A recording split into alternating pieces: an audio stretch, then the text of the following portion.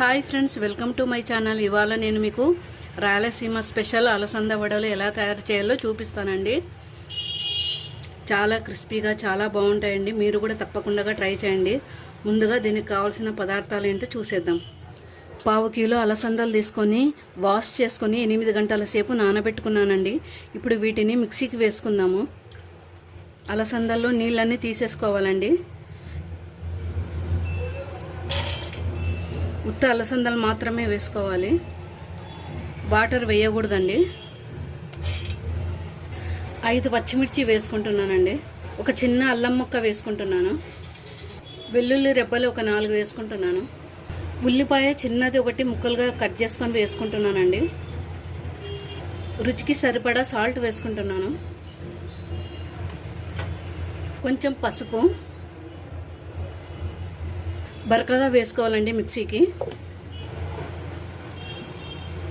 ఇప్పుడు దీన్ని ఒక గిన్నెలోకి తీసేసుకుందాము.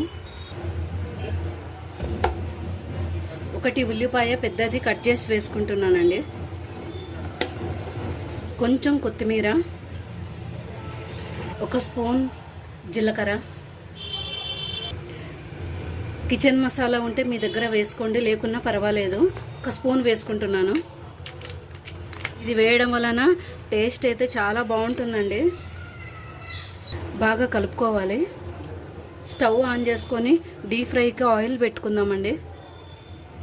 ఆయిల్ హీట్ అయిందండి.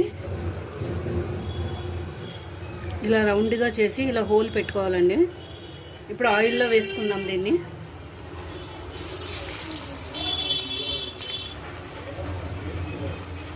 ఇంకొకటి కూడా వేసుకుందాము.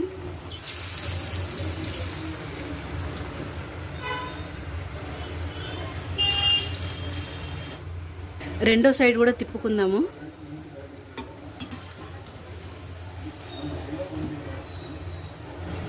వేగినాయండి. ఇప్పుడు ఒక ప్లేట్లోకి తీసేసుకుందాము.